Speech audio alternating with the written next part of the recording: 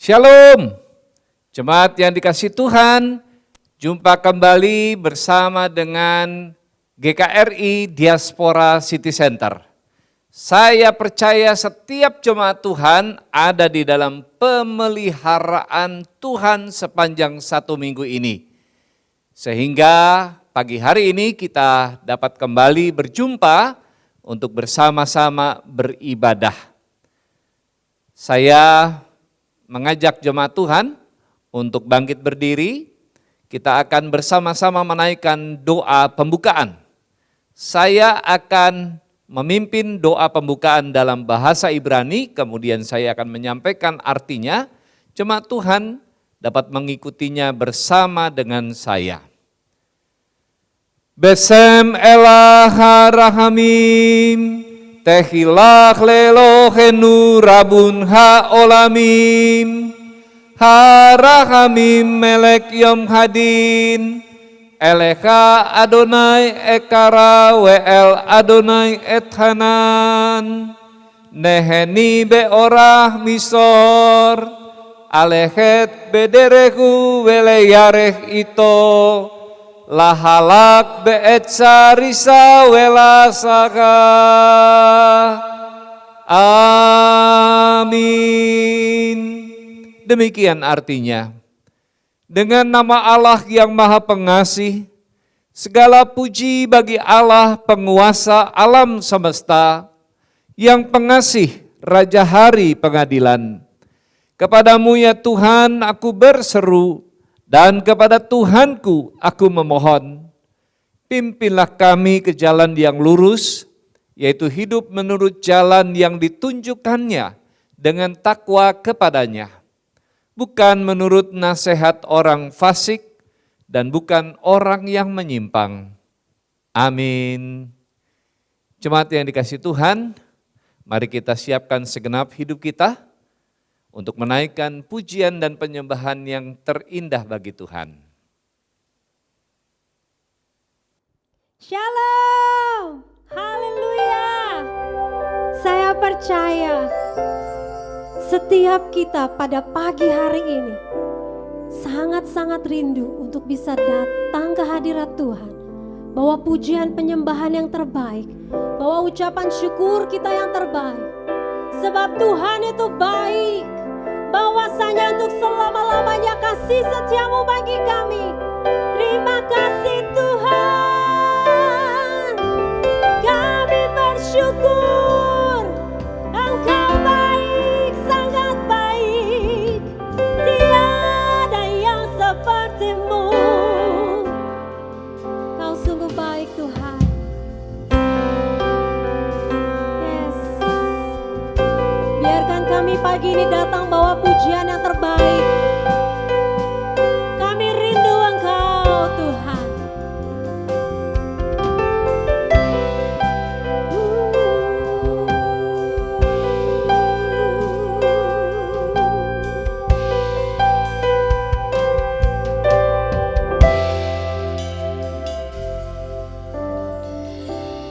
Bapakku datang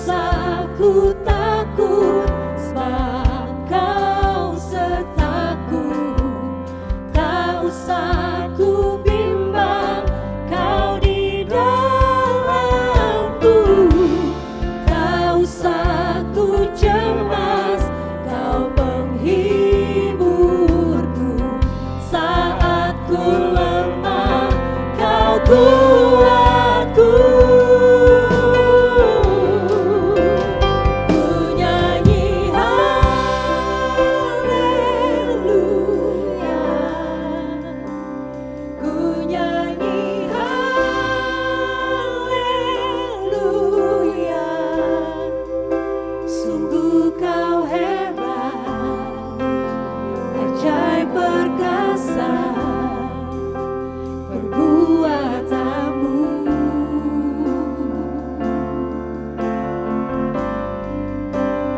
Ku nyanyi haleluya,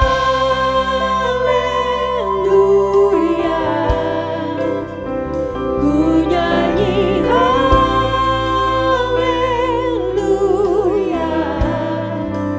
Sungguh kau hebat, ajaib perkasa perbuatanmu.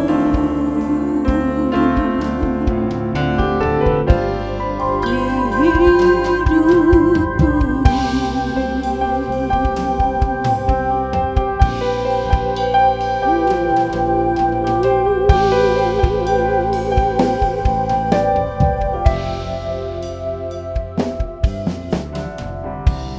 Bapakku datang menyembahmu di sini. Ku percaya kau ada bagiku. Tak usah ku takut, sebab kau sertaku. Tak usah ku bimbang, kau di dalamku. Tak usah ku cemas, kau penghibur. Thank you Lord. Saat ku lemah, kau kuatku. Tak usah ku takut, tak usah ku takut. Yes, kami tidak akan bimbang Tuhan. Tak usah ku bimbang, kau di dalamku. Tak usah ku cemas, kau penghiburku. Saat ku lemah, kau kuatku. Ku nyanyi haleluya,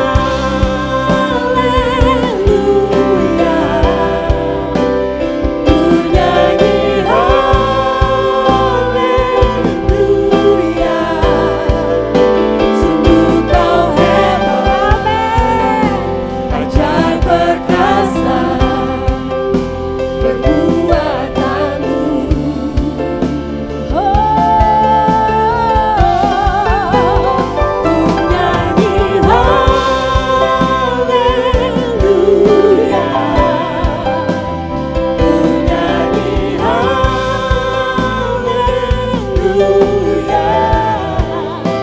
Sungguh kau hebat, Lord, ajaib perkasa perbuatanmu.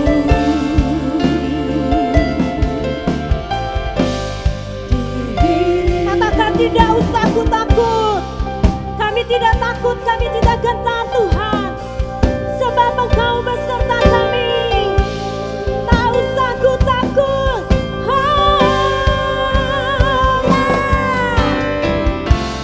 Tak usah ku takut, sebab Kau serta kami. Tak usah ku bimbang, Kau di dalamku. Tak usah ku cemas, Kau penghiburku.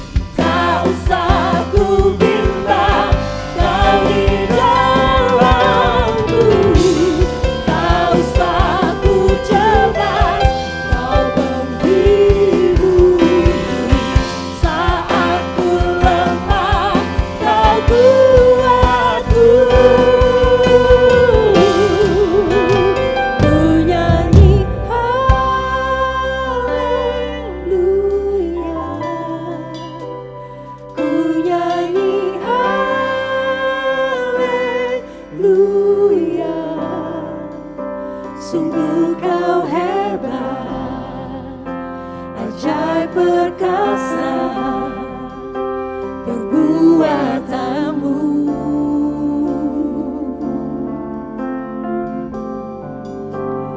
Ku nyanyi haleluya,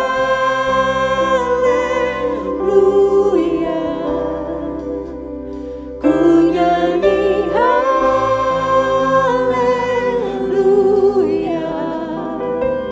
Sungguh kau hebat, ajaib perkasa perbuatanmu.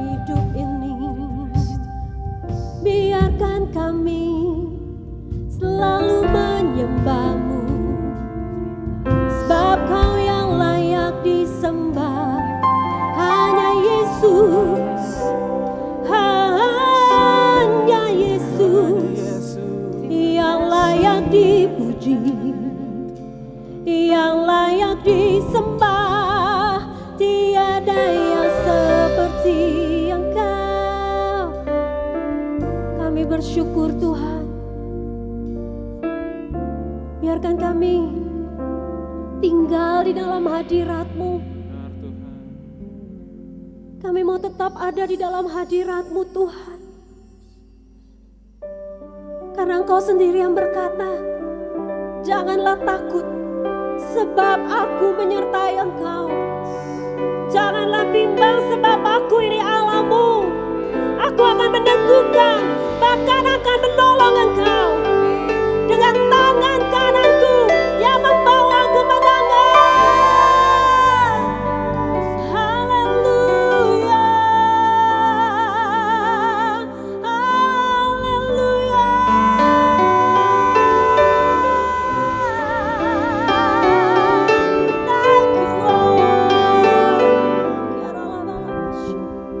Thank you, Jesus. Thank you, Lord. Yes. We love to dwell in your presence, God. Kerinduan kami ada di dalam hadirat-Mu, Tuhan. Di dalam hadirat-Mu kami rasakan kelegaan. Di dalam hadirat-Mu kami rasakan kelepasan. Di dalam hadirat-Mu kami dikuatkan, kami dipulihkan. Thank you, Lord. Thank you, Jesus.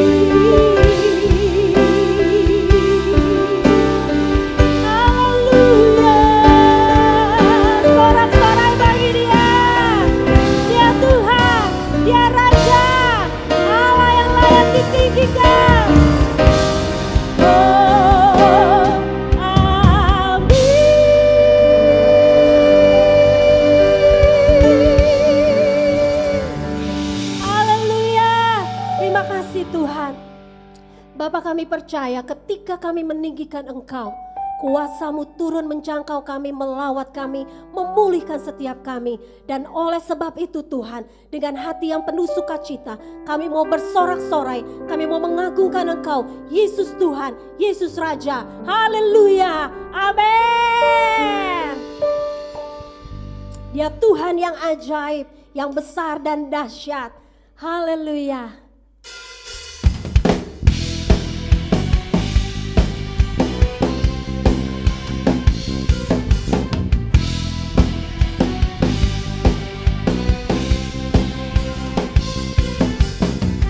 Terbayang kebesaran-Mu dan tak terbanding kekuatan-Mu Tuhan.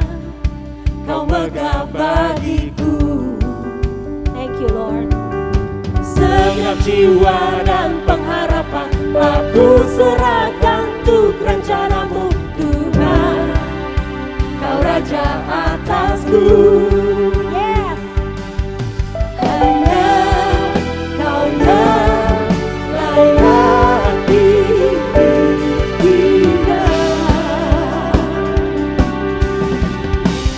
1, 2, 3. Ajaib Kau Tuhan, agung dan perkasa.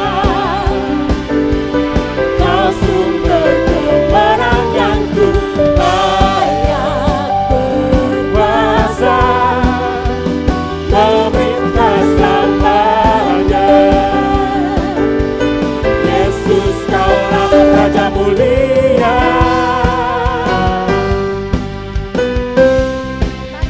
Kita sama-sama tepuk tangan di atas kepala.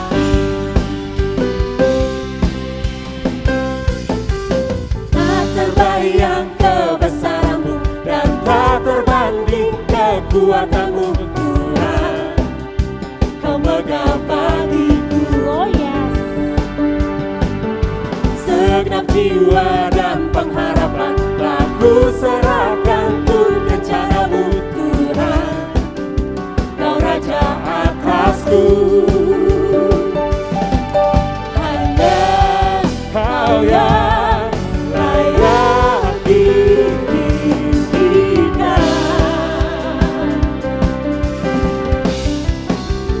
1, 2, 3. Ajaib Kau Tuhan, agung dan perkasa.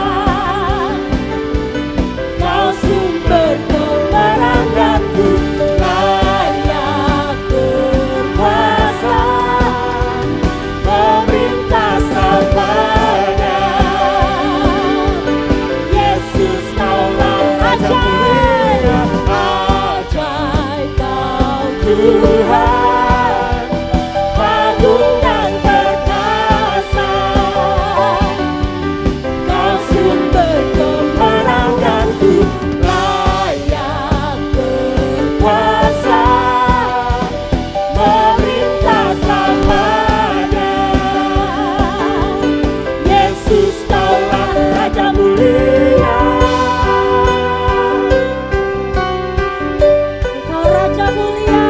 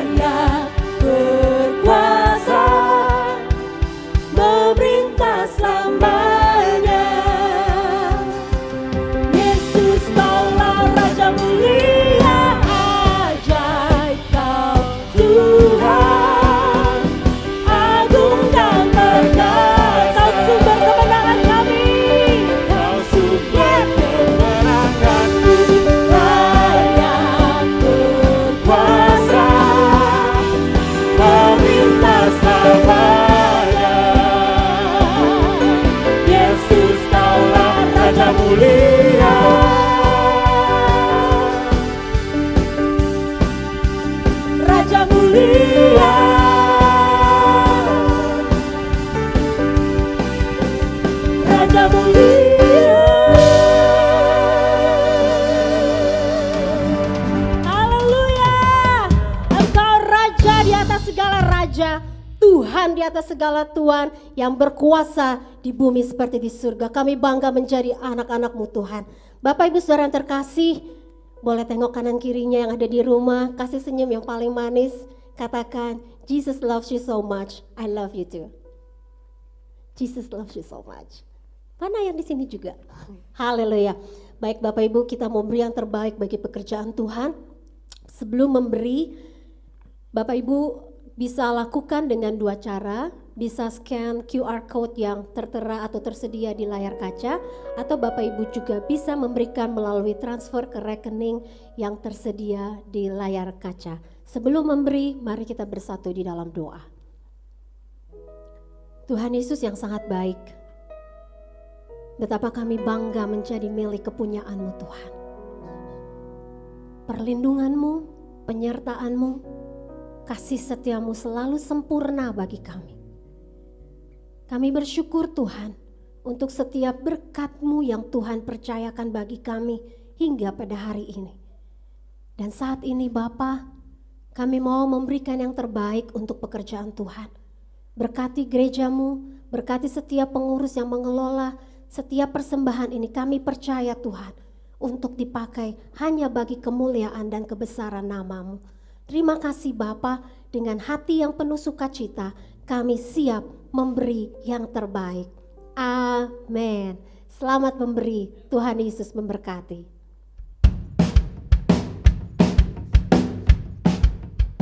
Haleluya. Kita mau masuk di dalam pemberitaan firman Tuhan, Bapak Ibu Saudara. Sambil memberi, biarkan setiap kita masuk lebih dalam lagi.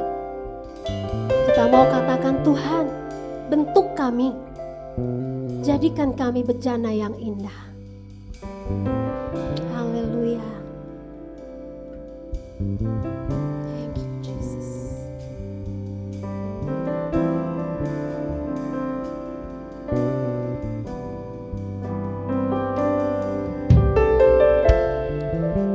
Kekuatan di jiwaku, ketenangan di batinku, ada dalam hadirat-Mu, ku menyembah-Mu.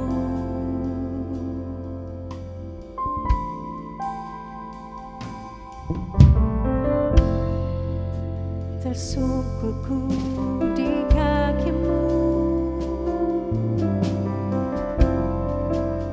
rasakan hadirat-Mu. Takkan ku melepaskan-Mu, Kau cahaya bagiku. Mengiringmu seumur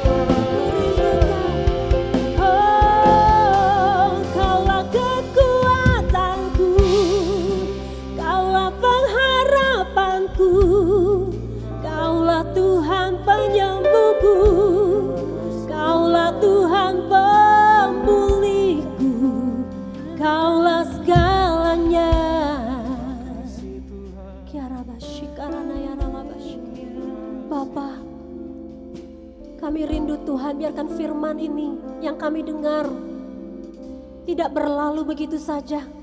Firman ini tertanam di dalam hati kami. Firman ini menjadi rema di dalam hidup kami. Firman ini akan bertumbuh dan berbuah, sehingga nama Tuhan dipermuliakan di dalam seluruh kehidupan kami.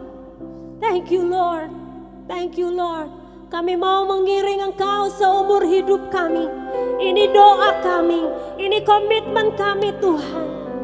Biarkan kehendak-Mu yang jadi di dalam hidup kami. Biarkan rencana-Mu yang jadi atas hidup kami. Thank you Lord.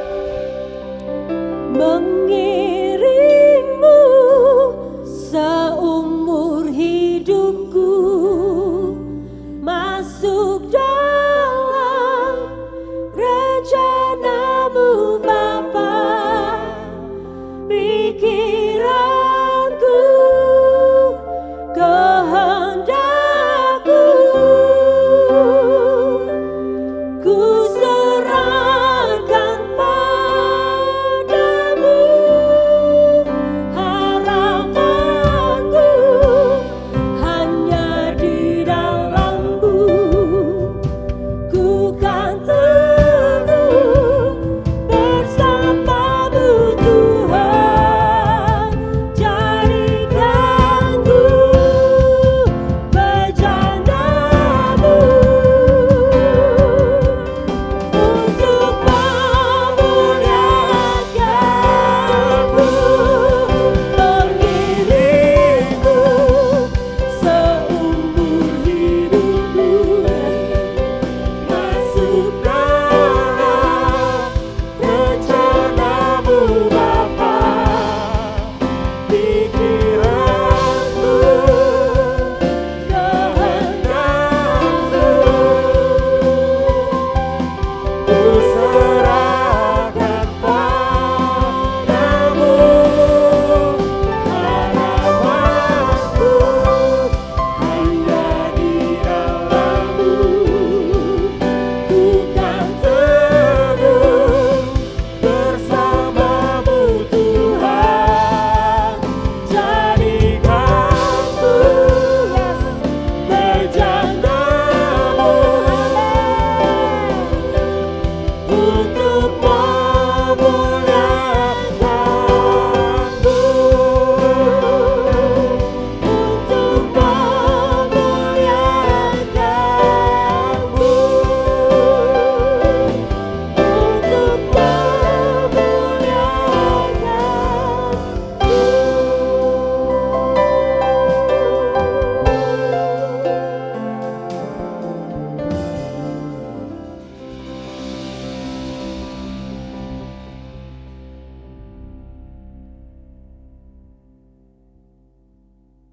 Jemaat yang dikasihi Tuhan, mari kita satukan hati kita dan kita berdoa. Bapa Surgawi, kami sungguh bersyukur dan bersuka cita karena hari ini kami boleh beribadah bersama-sama, kami boleh menaikkan pujian dan penyembahan bagi Tuhan. Tiba saatnya kami membaca dan merenungkan firman Tuhan. Berbicaralah Tuhan bagi kami semua. Kami siap untuk mendengar.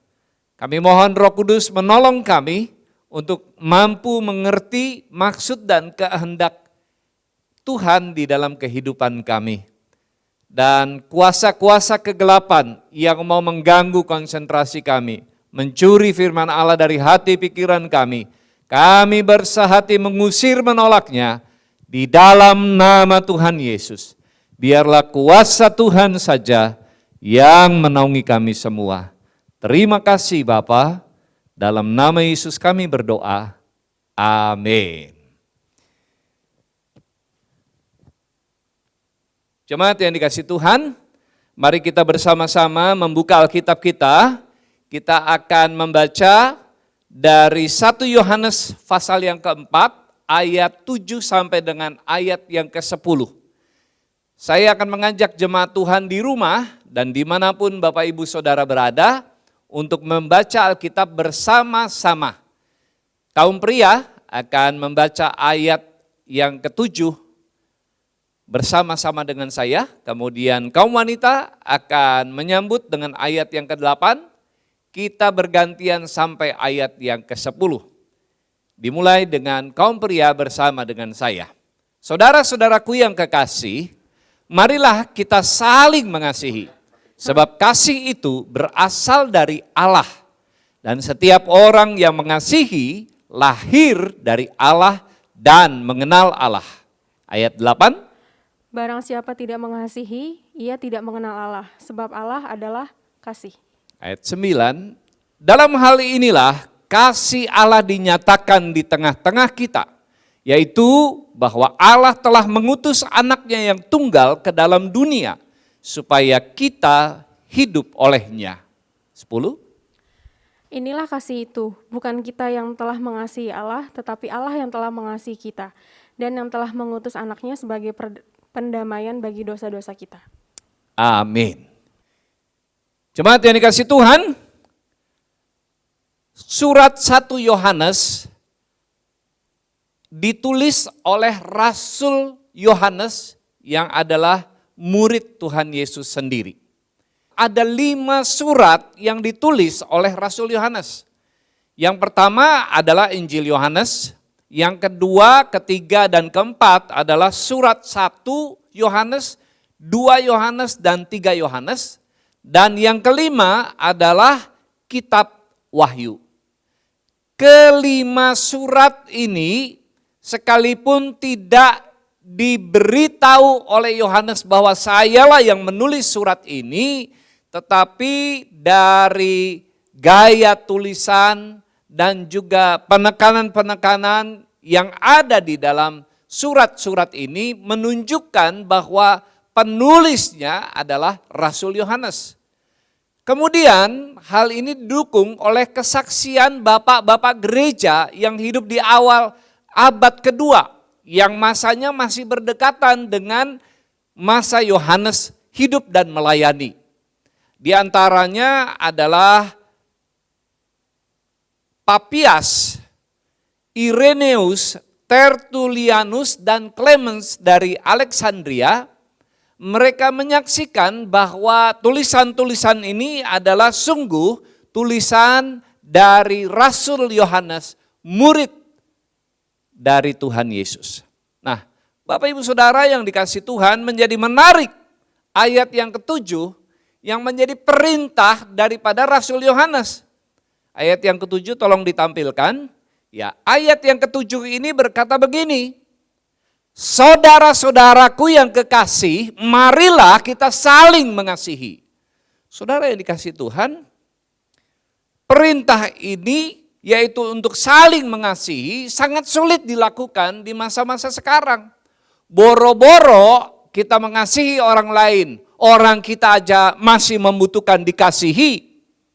Boro-boro mengasihi dia, nanti dia malah ngelunjak.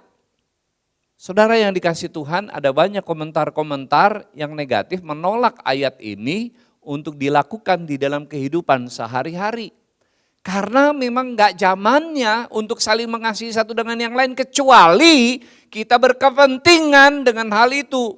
Kalau saya mengasihi kamu, kamu juga harus mengasihi saya. Kalau saya memberi sesuatu, kamu juga harus memberi sesuatu kepada saya. Itu kan zamannya sekarang.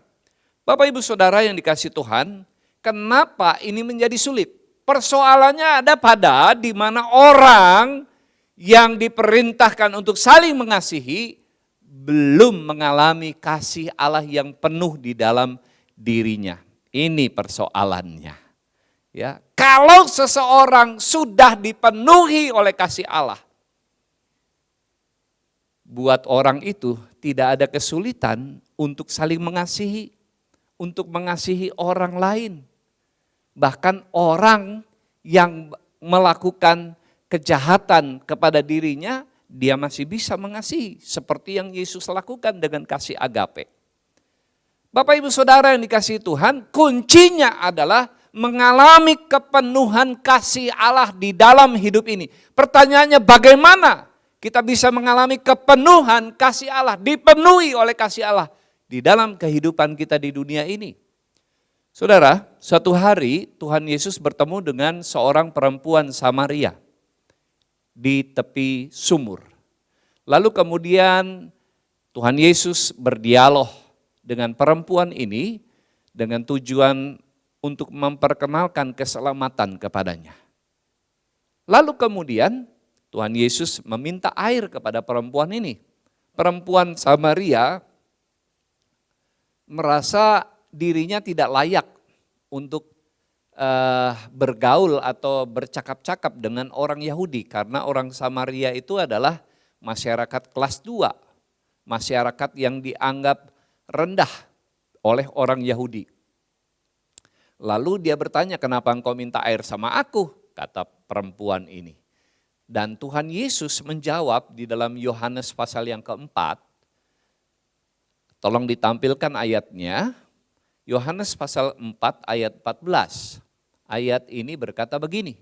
Tetapi barang siapa minum air yang akan kuberikan kepadanya, ia tidak akan haus untuk selama-lamanya.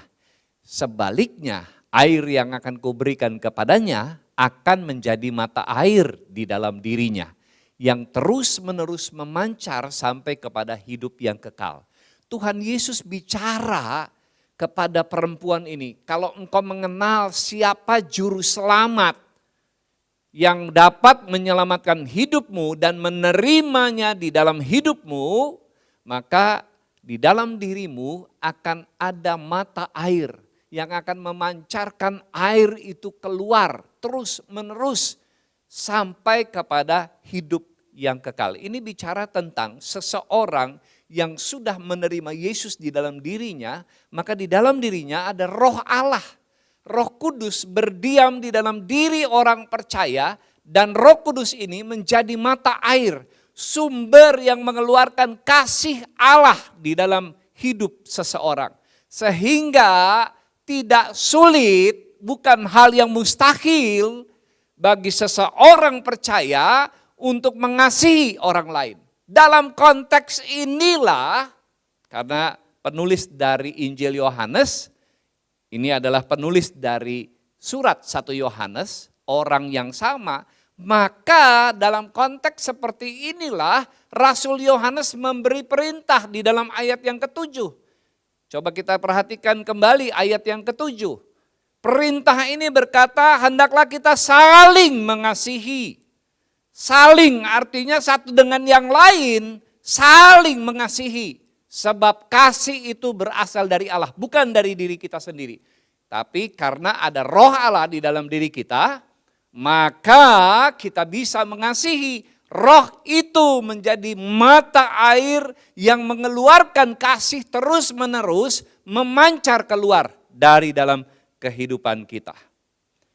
Jemaat yang dikasihi Tuhan, hari ini kita akan belajar bersama bagaimana dipenuhi oleh kasih Allah. Sehingga kita sungguh-sungguh mengalami kasih yang penuh dari Allah di dalam kehidupan kita. Bagian yang pertama, kita diciptakan untuk dikasihi oleh Allah. Ini perlu kita pahami ya. Ada 3 hal yang akan saya tekankan di dalam sini. Yang pertama kita perhatikan di dalam ayat yang ke-10. Kita lihat di dalam ayat yang ke-10 bacaan kita, ayat ini berkata begini. Inilah kasih itu, bukan kita yang telah mengasihi Allah, tapi Allah yang telah mengasihi kita dan yang telah mengutus anaknya sebagai pendamaian bagi dosa-dosa kita. Saudara, sebenarnya kita, semua manusia tidak layak untuk dikasihi oleh Allah. Tetapi Allah mau mengasihi kita. Karena kita diciptakan untuk dikasihi oleh Allah.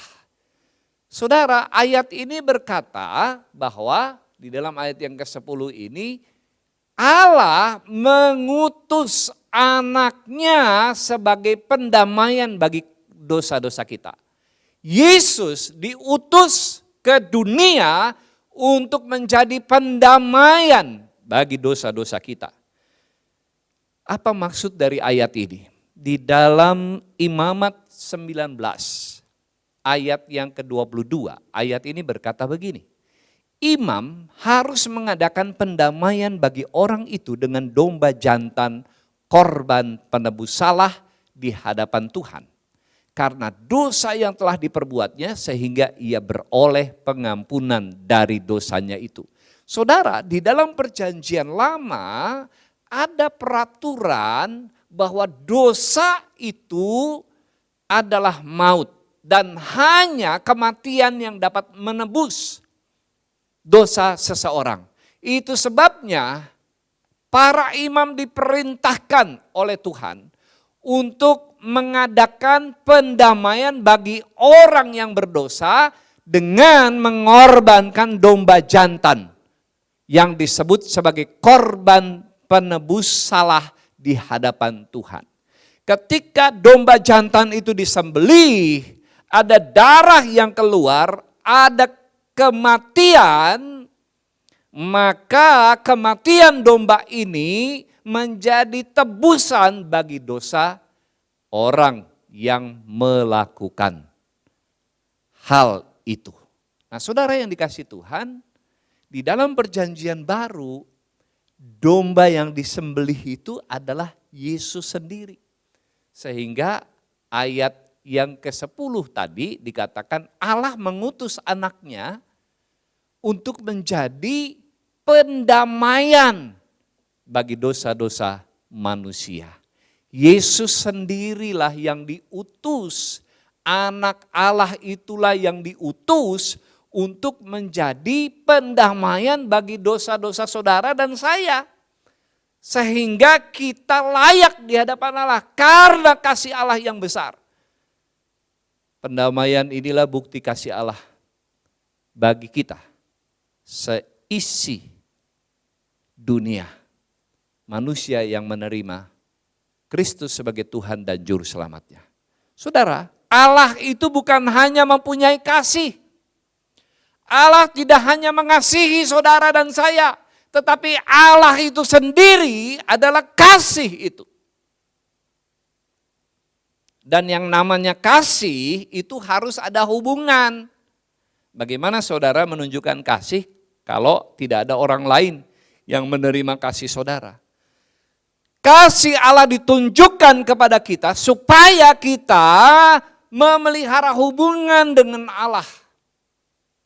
Kasih itu harus ditunjukkan dengan Allah. Allah sudah menunjukkan kasihnya kepada saudara dan saya, kepada seisi dunia ini. Nah, kita harus memberi respon yang sepadan dengan kasih Allah itu. Kasih hanya bisa diekspresikan dalam sebuah hubungan.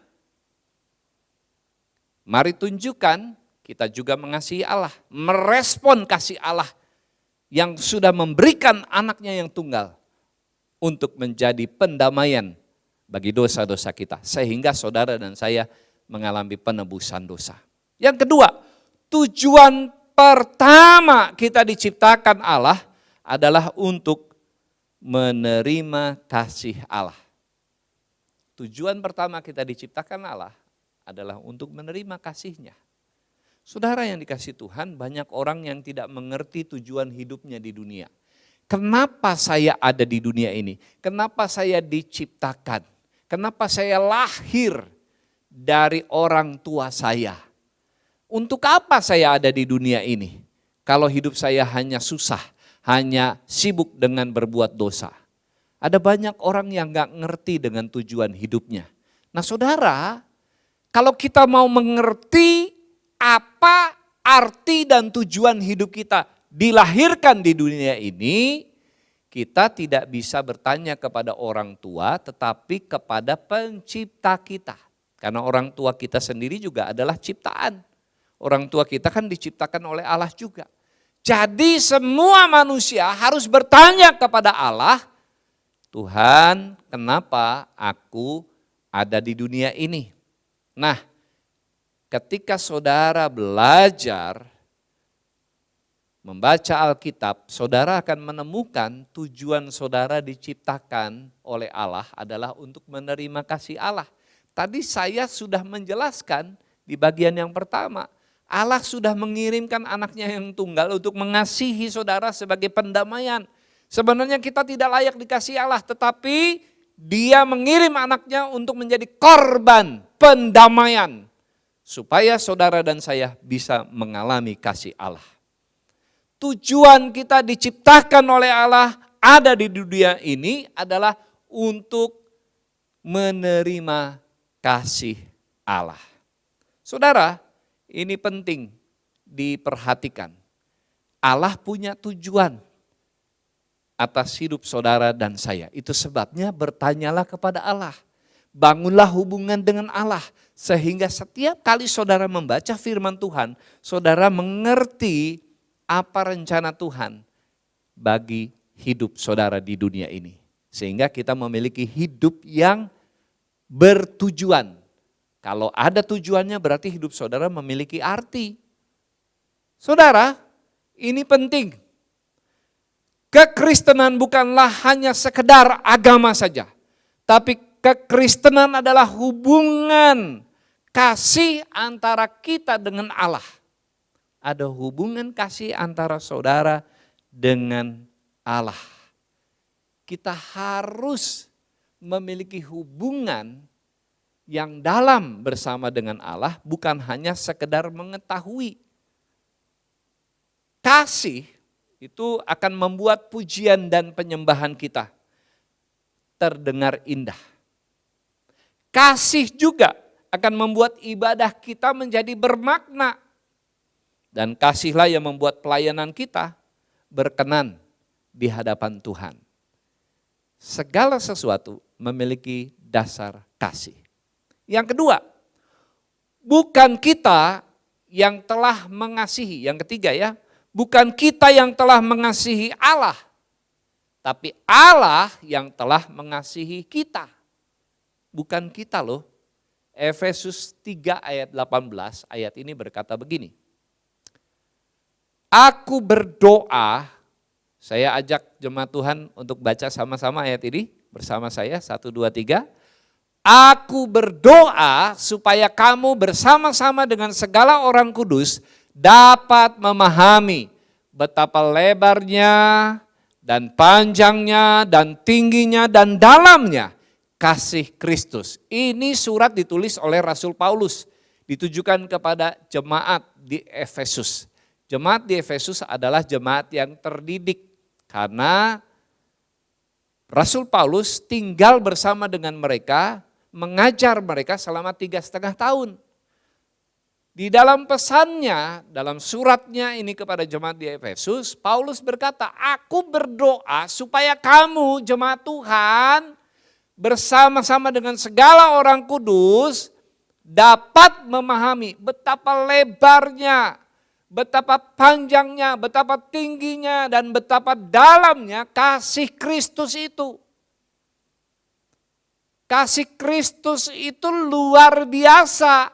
Nggak bisa kita tampung dengan pikiran kita yang terbatas. Bagaimana caranya kita bisa memahami kasih Allah? Penyakit COVID membuat mata saya dicelikkan Tuhan dalam satu hal. Ketika saya menjalani isolasi mandiri, saya harus melengkapi diri saya dengan oksigen. Ya, ada satu tabung oksigen yang kecil di rumah yang setiap kali diisi itu bisa saya hirup 1 jam. Ya, kalau dihirup terus oksigen di dalam tabung itu maka akan habis dalam 1 jam. Setiap kali mengisi saya harus membayar Rp40.000. Saudara bayangkan, oksigen 1 jam itu isi daripada tabung itu untuk 1 jam itu Rp40.000. Kalau saya menggunakan oksigen terus-menerus selama 24 jam, maka saya harus membayar Rp960.000, hampir 1 juta. 24 jam saya menghirup oksigen itu. Bayangkan ya, dalam 1 tahun kita harus bayar berapa kalau kita menghirup oksigen yang gratis selama ini. Ya. 960.000 dikali dengan 365 hari, itu jumlahnya 350.400.000 rupiah. 350 juta bayar biaya oksigen 1 tahun. Bapak Ibu Saudara sudah hidup berapa tahun di dunia ini? Ada yang 20 tahun, ada yang 30, ada yang sudah 50 tahun, ada yang bahkan 80 tahun, bahkan ada yang sudah 90 tahun hidup di dunia ini. Berapa harus saudara bayar biaya oksigen yang saudara hirup setiap hari? Tapi selama ini kita menerimanya dengan gratis. Itu yang membuat mata saya tercelik. Wow, hanya oksigen, baru oksigen, belum yang lain-lain. Saudara bisa membayangkan betapa lebarnya, panjangnya, tingginya, dan dalamnya kasih Kristus. Itu hal yang luar biasa. Jadi setiap kali saudara menghirup nafas saudara, saudara menghirup oksigen yang gratis. Maka ingatlah setiap kali saudara menarik nafas saudara, ingatlah kasih Allah. Ini adalah kasih Allah yang dianugerahkan bagi saya. Belum lagi pengorbanan Kristus sebagai pendamaian bagi saudara dan saya. Enggak ada yang bisa menggantikan harganya. Karena harganya sama dengan nyawa Kristus sendiri. Nyawa Allah sendiri itu diberikan untuk menebus saudara dan saya. Apakah sebanding dengan nyawa kita? No. Nyawa kita, nyawa saudara itu tidak sebanding dengan nyawa Kristus. Jadi betapa besarnya, dahsyatnya, luar biasanya kasih Allah yang saudara dan saya terima.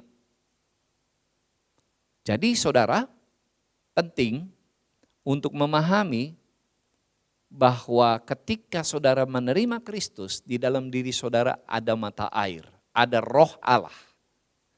Roh Allah inilah yang akan memancarkan kasih itu terus menerus. Sehingga saudara dengan mudah dapat mengasihi orang lain. Perintah hendaklah kamu saling mengasihi itu menjadi perintah yang dapat kita lakukan, bukan hal yang mustahil.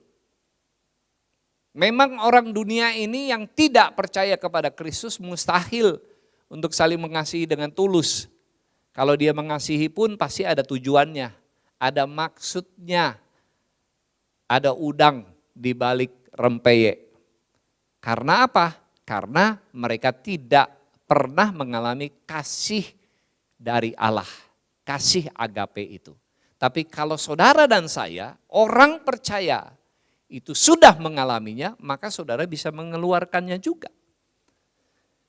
Suatu hari ada seorang anak yang kurus dengan jalan terseok-seok, dia menggendong adiknya.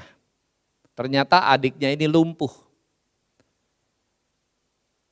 Di dekat sebuah warung ada seorang bapak sedang ngopi di sana. Dia berkata, berat sekali bebanmu nak ya, kasihan kamu. Lalu si anak itu dengan spontannya menjawab, beban, ini bukan beban Pak, ini adik saya. Dengan ringannya dia berkata begitu. Saudara, perbuatan yang dipandang seseorang adalah beban menjadi bukan beban bagi orang lain kalau dia melakukannya dengan alasan tertentu. Si anak ini melakukan itu karena dia mengasihi adiknya. Itu adiknya, itu bukan beban. Saudara yang dikasihi Tuhan, di dalam kehidupan ini banyak hal-hal yang menjadi beban dalam hidup kita, tetapi itu tidak menjadi beban yang menyusahkan kita kalau kita melakukannya dengan kasih. Misalnya, saudara harus mengurus orang tua saudara yang sakit, itu bukan beban. Saudara melakukannya karena kasih. Saudara harus mendampingi dan mengajar anak saudara setiap hari belajar di rumah, karena hari-hari pandemi ini anak-anak kita nggak bisa ke sekolah. Jadi secara online belajarnya, ada orang tua yang mendampingi, yang mengajar, yang membantu. Saudara, apakah itu saudara lakukan sebagai beban? Bukan, ya. Memang saudara harus memberi waktu. Bahkan saudara mungkin letih karena itu, tetapi itu bukan beban. Kadang saudara mengasihi anak-anak saudara. Saudara mengerjakan pekerjaan-pekerjaan di rumah, membersihkan rumah, memasak makanan buat keluarga, itu bukan beban. Karena saudara lakukan itu dengan kasih. Karena saudara mengasihi keluarga saudara. Bapak-bapak di kantor mengerjakan pekerjaan dengan beban yang berat, tapi itu bukan menjadi beban buat saudara. Dengan tanggung jawab yang besar, saudara mengerjakannya itu karena saudara mengasihi keluarga saudara. Bapak ibu saudara yang dikasihi Tuhan. Sebagai orang-orang percaya, mari kita taati perintah Tuhan tadi. Di dalam ayat yang ke-7, marilah kita saling mengasihi. Tujuannya apa? Supaya orang-orang di luar sana melihat indahnya menjadi orang percaya. Supaya ada perbedaan antara orang yang mengalami kasih dan anugerah Allah dengan orang yang tidak mengalami kasih dan anugerah Allah. Nah, ini akan saya jelaskan di dalam bagian yang kedua. Ada orang ya yang mengalami kasih Allah secara umum, tapi ada orang-orang yang mengalami kasih Allah secara khusus. Ini bagian kedua, dimensi mengalami kasih Allah. Sebagai orang Kristen kita harus memahami bahwa ada dua macam dimensi mengalami kasih Allah. Yaitu yang pertama, mengalami kasih Allah dari luar hadiratnya. Yang kedua, mengalami kasih Allah dari dalam hadiratnya. Nah, kita akan baca Keluaran 20 ayat yang ke-21. Saya ajak jemaat Tuhan untuk baca ayat ini bersama. 1, 2, 3. Adapun bangsa itu berdiri jauh-jauh, tetapi Musa pergi mendekati embun yang kelam di mana Allah ada. Latar belakang dari ayat ini adalah undangan Allah kepada bangsa Israel untuk mendekat kepadanya dan mendengar suaranya.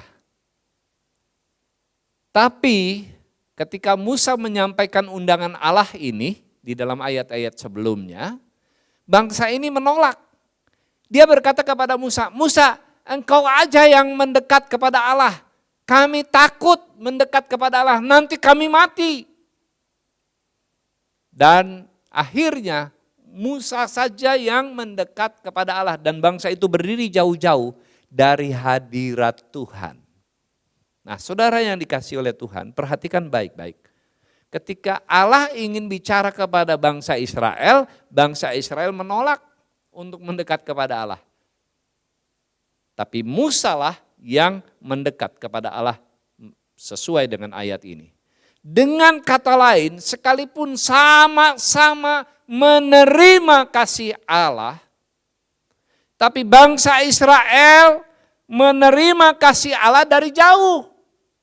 Sedangkan Musa menerima kasih Allah dari dekat, bahkan di hadirat Allah.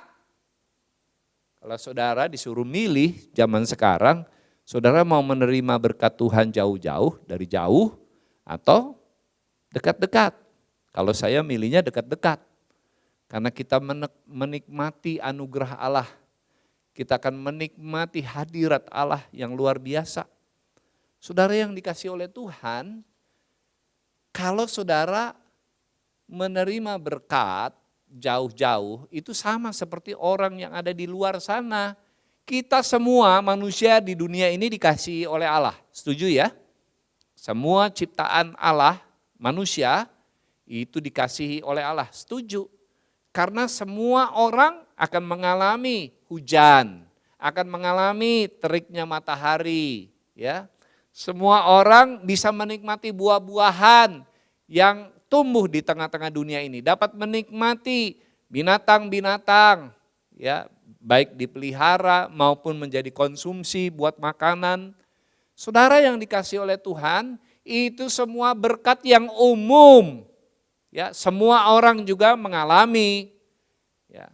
Tapi ada berkat-berkat khusus yang dinikmati oleh orang-orang percaya yang dekat dengan hadiratnya.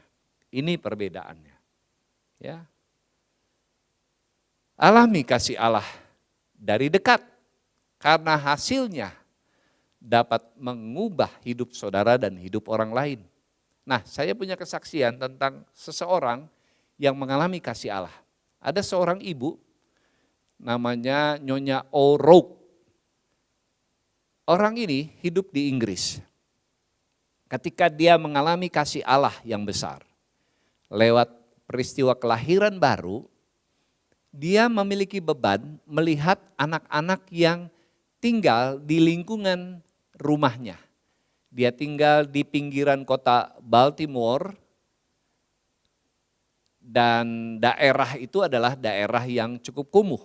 Ada banyak anak-anak, ratusan anak-anak yang tinggal di daerah itu, yang setiap hari Minggu mereka hanya menghabiskan waktu dengan bermain.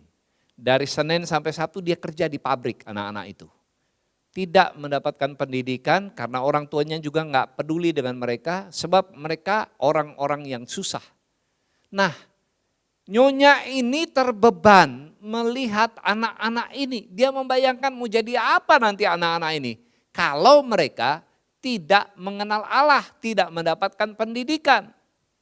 Setiap hari Minggu, ya, dia keliling di tempat anak-anak itu bermain. Dia menyaksikan anak-anak ada yang mulai berkelahi, ya, ada yang berlari sana, berlari sini, ada yang bermain bola.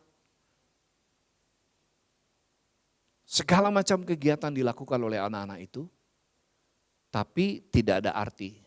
Itu sebabnya dia mulai berkeliling mendekati mereka dan bertanya, mau enggak ikut kelas saya? Saudara, ada beberapa puluh anak bersedia mengikuti dia. Dia membuka kelas di dapur rumahnya yang cukup besar. Dan kemudian dia mulai mengajar firman Tuhan, lalu dia mulai mengajar, ya, etika. Bagaimana cara di dalam mengatur kehidupan. Ya, dia mengajar segala sesuatu pengetahuan yang dia dapat dari orang tuanya dulu. Jadi dia terapkanlah itu. Dan juga firman Tuhan yang dia baca setiap hari. Saudara, 20 tahun kemudian orang-orang menduga bahwa anak-anak ini, sekitar 200-an orang itu pasti hidupnya akan berantakan dan susah. Tapi ternyata ketika ditelusuri dan ditemukan ada 180 orang anak dari anak-anak yang dibesarkan di daerah itu. Ternyata hidupnya menjadi orang baik-baik. Ya, hidupnya menjadi sukses, hidupnya diberkati. Hanya 4 orang dari antara mereka yang masuk penjara karena kejahatan yang mereka lakukan. Dari 200-an anak yang dididik oleh Nyonya ini di dapur rumahnya, mereka semua menjadi orang-orang yang berhasil. Hanya 4 orang yang menyimpang hidupnya. Ini adalah bukti kasih Allah. Ketika seseorang mengalami kasih Allah, maka hidupnya akan berubah. Dan itu menjadi mata air di dalam dirinya. Karena ketika seorang menerima Yesus menjadi Tuhan dan Juru Selamatnya, di dalam dirinya ada Roh Kudus. Roh Kudus itu menjadi sumber mata air kasih yang mengalir terus menerus. Dan orang-orang yang dikasihi itu hidupnya menjadi berubah. Kalau orang itu berubah hidupnya, maka dia akan mengasihi orang yang lain. Saudara bayangkan betapa besarnya aliran kasih Allah. Gelombang kasih Allah yang dihasilkan oleh mata air yang ada di dalam diri orang percaya. Yang ketiga, terakhir, apa yang kita alami saat saudara dipenuhi kasih Allah? Apa yang saudara alami? Apa keuntungannya? Apa perbedaannya kalau seseorang mengalami dipenuhi kasih Allah? Kalau sama aja dengan orang yang hidup di dunia ini, apa bedanya? Apa positifnya. Tapi ternyata ada hal-hal yang luar biasa yang kita alami saat kita dipenuhi kasih Allah. Yang pertama, saudara akan merasakan pengampunan. Ada orang-orang yang sudah berdoa minta ampun kepada Tuhan, tetapi dia masih terus diikuti dengan tuduhan-tuduhan yang membuat dia tidak meyakini bahwa Allah sudah mengampuni hidupnya. Orang yang belum mengalami dipenuhi kasih Allah itu mirip dengan seorang anak yang tidak merasakan kasih dari orang tuanya. Ada beda pertumbuhan antara anak yang mengalami kasih Allah, ya, anak di dalam satu keluarga yang dilingkupi dengan kasih sayang orang tua, itu dengan anak yang tumbuh di dalam sebuah keluarga yang tidak mengalami kasih sayang orang tua. Ini pertumbuhannya akan berbeda. Orang yang tidak mengalami kasih sayang di dalam keluarganya, tidak mengalami kasih orang tuanya, orang ini setelah bertumbuh dewasa dia akan menjadi orang yang merasa dirinya kurang. Orang yang selalu minder, merasa tidak layak karena tidak pernah mengalami kasih sayang orang tua atau kurang kasih sayang orang tua. Sedangkan orang yang mengalami kasih Allah, dia akan merasa bahwa ketika dia berdoa minta pengampunan, maka Tuhan akan mengampuni dirinya. Dia yakin betul, ya, kasih Allah itu sama seperti kasih yang dialami dari orang tuanya. Jadi dia percaya ketika dia minta ampun, dia pasti diampuni. Dia pasti disucikan, dia pasti dikuduskan. Ini keyakinan yang muncul di dalam dirinya. Kalau orang dipenuhi kasih Allah, dia akan merasakan pengampunan Allah. Sehingga setiap kali dia berdoa, dia akan merasakan kasih Allah yang besar di dalam dirinya. Anugerah yang luar biasa seperti yang Paulus doakan bagi jemaat di Efesus. Supaya mereka bisa mengenal betapa lebarnya, panjangnya, tingginya, dalamnya kasih Allah. Yang kedua, berani menaikkan doa-doa kepada Tuhan. Dengan tidak takut ditolak atau dikecewakan oleh Tuhan. Sama seperti seorang anak yang datang kepada bapaknya dan meminta sesuatu untuk dipenuhi oleh orang tuanya. Dia yakin karena orang tuanya mengasihinya, bahwa orang tuanya akan mencukupkan kebutuhannya. Begitu juga dengan orang yang yakin dan berani menaikkan doa-doanya kepada Tuhan. Karena apa dia bisa begitu? Karena dia dipenuhi oleh kasih Allah. Yang ketiga, teguh dalam penyertaan Tuhan. Kita memiliki keyakinan bahwa Allah yang kita sembah itu akan menggenapi janjinya. Sebab Allah berkata, aku Allah yang Immanuel, yang akan menyertai kamu. Orang yang dipenuhi kasih Allah tahu bahwa Allah mempunyai rancangan yang indah dalam hidupnya. Jadi apapun yang sedang dihadapi, mungkin badai, gelombang, tantangan, halangan, rintangan, dia tidak akan goyah. Dia tetap teguh dalam penyertaan Tuhan. Tetap yakin bahwa Tuhan akan menyertai hidupnya. Ini baru 3 hal, ada banyak hal yang lain. Tapi saya ingin menggambarkan ini di dalam sebuah kisah. Suatu hari ada seorang ibu dengan anaknya yang remaja, ini kedatangan tamu. Kelihatannya tamunya ini orang jauh, mereka dengan pakaian yang seperti jubah, seperti bangsawan begitu.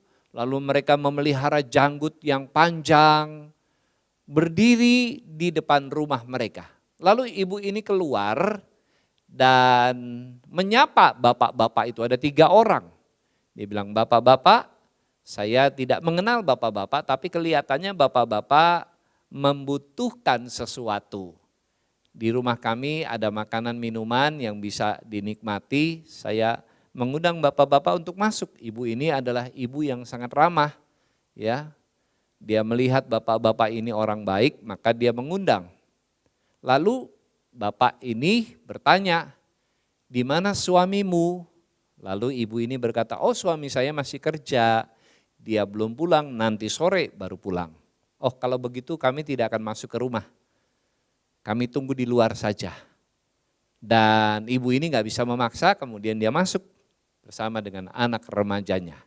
Ketika sore suaminya pulang, ceritalah dia, "Kalau papa lihat di depan itu ada 3 orang yang mau bertamu, tapi begitu tahu papa tidak ada, maka mereka menolak untuk masuk ke rumah.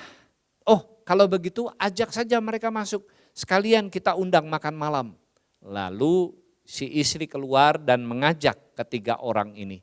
Tapi mereka bersama-sama berkata, "Wah, kami nggak bisa masuk secara bersama-sama. Anda harus memilih salah satu di antara kami." Lalu mereka memperkenalkan dirinya. "Yang ini teman saya, namanya kekayaan. Dan yang ini adalah kesuksesan. Sedang saya adalah kasih sayang. Nah, silakan Anda pilih siapa di antara kami yang diundang masuk ke rumah." Lalu si istri ini bingung. Dia minta izin untuk masuk dan bertanya kepada keluarganya. Lalu ceritalah dia, ternyata orang itu tiga-tiganya adalah kekayaan, kesuksesan, dan kasih sayang. Mana yang mau kita undang? Si suaminya bilang, "Oh, kalau gitu undang aja kekayaan, biar rumah kita penuh dengan kekayaan," katanya. Lalu istrinya bilang, "Kenapa bukan kesuksesan? Kekayaan bisa habis. Tapi kalau sukses, terus menerus sukses, kan pasti akan kaya," kata istrinya. Lalu anak remajanya yang dari tadi nimbrung berkata, "Kenapa kita nggak pilih kasih sayang? Kalau kasih sayang ada di rumah kita, waduh, rumah ini penuh dengan kasih sayang satu dengan yang lainnya." Lalu ayah ibunya berkata, "Iya benar juga ya. Kalau rumah ini dipenuhi dengan kasih sayang, tidak ada pertengkaran, tidak ada marah-marahan, tidak ada ngambek-ngambekan. Wah, indah sekali rumah kita," katanya. Lalu sepakatlah mereka, undang aja kasih sayang. Akhirnya si ibu ini keluar dan berkata, "Siapa di antara kalian yang namanya kasih sayang?" Lalu bapak itu berkata, "Saya kasih sayang." "Nah Pak, kami mengundang Bapak kasih sayang untuk masuk ke rumah kami." Waktu bapak itu mengikuti si ibu, 2 temannya yang lain ngikutin, membuntuti si kasih sayang. Lalu si ibu ini berbalik badan dan bertanya, "Loh, kok 2 bapak ikut?" katanya. "Bukankah hanya 1 yang diundang?" Lalu mereka menjawab, "Bu, karena ibu mengundang kasih sayang, maka kemanapun kasih sayang pergi, kami harus ikut dengan dia. Karena sebenarnya kami ini yang 2 ini buta. Hanya dialah yang bisa memberikan jalan petunjuk bagi kami, jalan yang lurus bagi kami, sehingga kami harus nempel dengan kasih sayang. Kalau kami diundang kekayaan atau kesuksesan, hanya kami 1 yang ikut dengan ibu. Tapi karena kasih sayang yang diundang, maka kami berdua juga ikut dengan dia." Bapak ibu saudara yang dikasihi oleh Tuhan Yesus, ketika kasih sayang menjadi landasan di dalam kehidupan kita, kasih agape itu yang kita terima dari Allah kemudian kita salurkan keluar lewat kehidupan kita, maka berkat-berkat Allah akan mengikuti hidup orang yang mempraktikkan kasih di dalam kehidupannya hari lepas hari. Selamat mempraktikkan kasih dalam menyambut, memperingati Jumat Agung, bukti kasih Allah yang mau mati menjadi korban pendamaian bagi saudara dan saya. Tuhan memberkati, kita berdoa. Kami sungguh bersyukur untuk anugerah Tuhan yang kami terima lewat Kristus Yesus yang menjadi korban pendamaian mati di kayu salib. Yang pada hari Jumat Agung beberapa minggu lagi akan kami peringati. Biarlah kami senantiasa mengingat bahwa kami sudah menerima kasih Allah yang besar. Biar kami juga menyalurkan kasih Allah itu di dalam kehidupan kami. Sehingga dunia ini melihat kasih Allah yang besar melalui kehidupan kami. Dan mereka menerima dan percaya kepada Yesus Kristus sebagai Tuhan dan Juru Selamat yang hidup. Memberkati semua jemaat Tuhan yang mengikuti ibadah ini. Tuhan memberkati di dalam rumah tangga, di dalam pekerjaan, di dalam usaha, bisnis, studi anak-anak, bahkan yang mengalami pergumulan, masalah dalam hidup, sakit penyakit, Tuhan memberikan jalan keluar. Terima kasih Bapa, dalam nama Tuhan Yesus kami berdoa. Amin. Jemaat yang dikasih Tuhan, kita sudah diberkati lewat firman Tuhan yang kita dengarkan dan kita hampir sampai kepada akhir ibadah kita. Tapi sebelumnya saya ingin menyampaikan beberapa buah pengumuman dan kita akan menyampaikan persembahan kita bagi mendukung pekabaran Injil dan diakonia. Nah, ada beberapa hal yang saya ingin ingatkan. Pertama, program diakonia berbagi Rp100.000.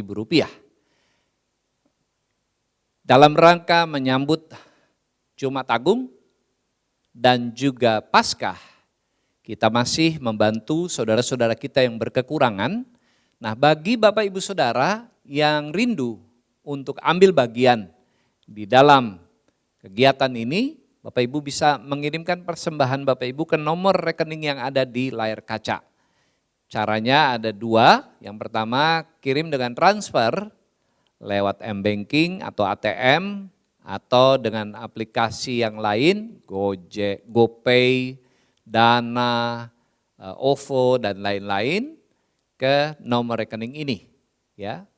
Dan yang kedua, Bapak Ibu dapat men-scan barcode yang ada di layar kaca, lalu kemudian mengirimkan nominal yang ingin diberikan. Atas persembahannya kami mengucapkan terima kasih dan Tuhan memberkati. Yang kedua, bagi Bapak Ibu Saudara yang mengikuti ibadah ini dan merasa saudara membutuhkan pelayanan doa atau bahkan kanseling, silakan mengirim pesan ke nomor handphone yang tertera di layar kaca ini. Dan tim doa dan kanseling dari GKRI Diaspora City Center akan segera melayani dan menghubungi Bapak Ibu Saudara. Talkshow Diaspora TV diselenggarakan setiap hari Sabtu. Dan Sabtu depan ini tanggal 27 Maret jam 1 siang kita akan mendengarkan seorang narasumber, Bapak Pendeta Tony Bastaman yang sekarang ini bermukim di Amerika. Dia memiliki latar belakang agama yang berbeda dan saat ini dia menjadi seorang pendeta dan melayani pekerjaan Tuhan. Silakan mengikutinya hari Sabtu jam 1 siang. Ibadah GKRI diselenggarakan setiap hari Minggu mulai dari jam 8 dengan anak-anak sekolah minggu, jam 10 ibadah raya seperti saat ini, jam 2 siang ibadah youth, dan jam 4 sore persekutuan jalan lurus. Persembahan yang akan kita berikan pada pagi hari ini adalah untuk mendukung pekabaran Injil dan diakonia GKRI Diaspora City Center. Mari kita berdoa sebelum kita memberikan persembahan kita. Bapa di surga, kami sungguh bersyukur untuk firman Tuhan yang kami terima dari-Mu. Saat ini kami juga bersyukur untuk berkat-berkat yang Tuhan curahkan dalam hidup kami. Kami mau membawa korban persembahan kami bagi Tuhan. Mari Bapak berkati setiap tangan-tangan yang memberi, karena kami memberi dengan sukacita. Dalam nama Yesus kami berdoa. Haleluya. Amin. Jemaat yang dikasih Tuhan, sementara kita memberikan persembahan, kita naikkan pujian bagi Tuhan.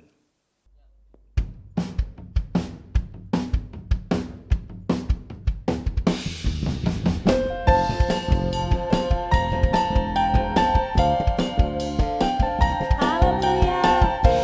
Sungguh besar dan dalam kasih-Mu buat kami. Thank you Jesus.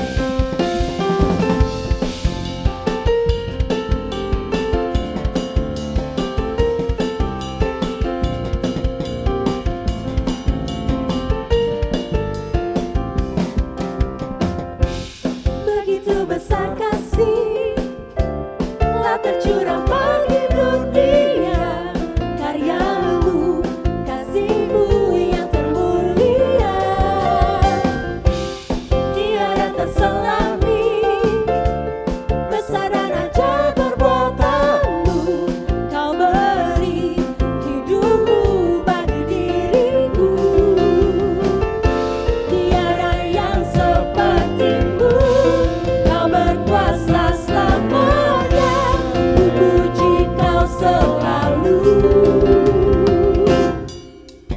Oh, betapa dalamnya, betapa lebarnya kasih setia-Mu. Oh, oh, oh, tiada bandingnya, tiada duanya, tiada seperti Kau, Yesus Tuhanku. Oh, oh,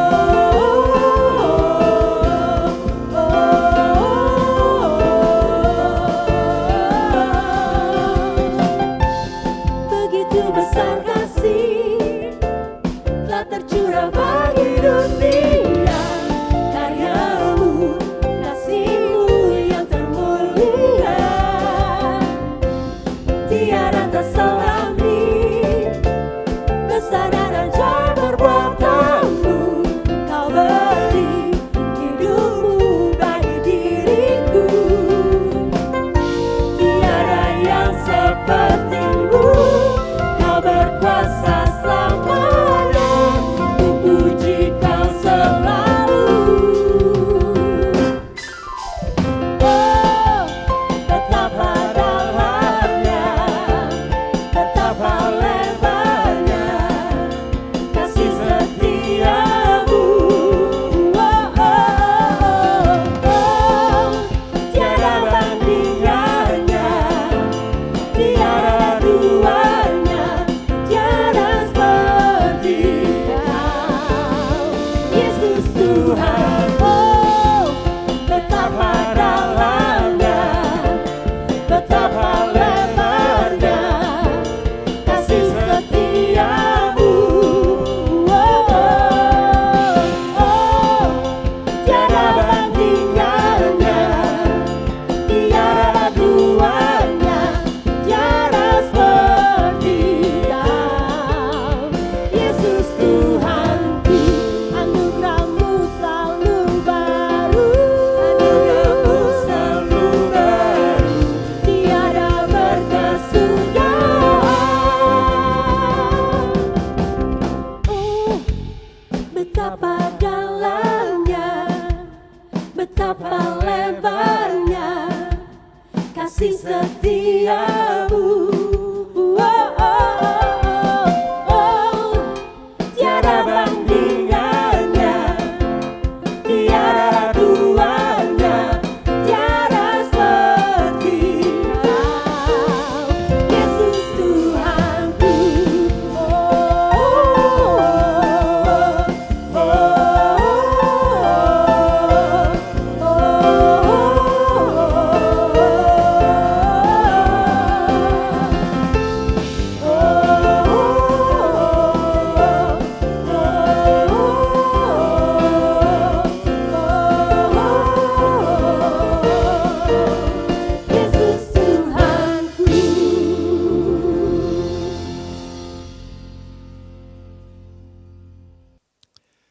Jemaat yang dikasihi Tuhan, kita tiba pada akhir ibadah kita. Saya mengundang jemaat Tuhan di rumah untuk bangkit berdiri. Kita akan masuk di dalam doa syafaat dan kemudian kita menerima berkat Tuhan. Mari kita satukan hati kita dan berdoa. Bapa Surgawi, saat ini kami datang kepadamu dengan membawa syafaat kami. Kami berdoa untuk saudara-saudara kami yang sakit. Kami berdoa untuk Harold Samosir bersama dengan istri dan anak yang saat ini sedang menjalani perawatan pemulihan COVID di Wisma Atlet. Tuhan, Engkau menjamah dan memulihkannya. Kami berdoa untuk Bapak Paulus, untuk pemulihan pasca tabrakan motor. Demikian juga Ibu Melisa yang sakit ambeien. Bapak Juliana yang kanker getah bening dan akan menjalani perawatan. Ibu Jennifer dan juga Ibu Lia yang mengalami kista atomium. Bapak Dondi yang diabetes, darah tinggi dan ginjal. Ibu Clara yang sakit tulang pinggulnya. Bapak Sarmen yang menjalani cuci darah dan saudara Irfan yang leukemia. Kami bawa saudara-saudara kami ini dengan segala pergumulan dan beban sakit penyakitnya kepada Tuhan. Karena kami tahu di dalam Tuhan pasti ada kesembuhan, pasti ada jalan keluar dan pemulihan. Kami terus berdoa menopang Ibu Ripka yang menjalani terapi saraf tulang belakang. Ibu Rumondang Raja Guguk, Ibu Darti Panjaitan, Ibu Maria Siregar, Ibu Tambunan, Ibu Betty dan Pak Sakti Siahaan. Kami bawa saudara-saudara kami di dalam doa. Kami mohon tangan Tuhan menjamah, menyembuhkan dan memulihkan, memberkati keluarga yang mendampingi. Kami juga mau berdoa bagi bangsa dan negara kami Indonesia. Belas kasihan Tuhan turun atas negeri kami, membebaskan kami dari wabah COVID dan memulihkan perekonomian bangsa kami. Memberkati pemimpin, presiden, wakil presiden, kabinet menteri, para pemimpin, gubernur, wali kota dan bupati. Dengan hikmat Tuhan, dengan takut akan Tuhan dan kejujuran, mereka mengerjakan tugas dan tanggung jawabnya. Terima kasih Bapa, dalam nama Yesus kami berdoa dan mengucap syukur. Haleluya. Amin. Kepada Allah beri puji. Kepada Allah beri puji, serta kepada Al-Masih, Roh Kudus muliakan, berkuasa dan berkasihkan. Amin.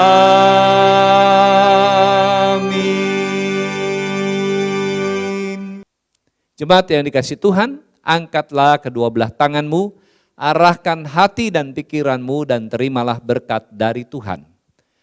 Anugerah dari Allah Bapa, kasih di dalam Yesus Kristus, dan persekutuan Roh Kudus menyertai saudara-saudara sekalian dari saat ini sampai selama-lamanya. Amin. Amin. Amin. Amin.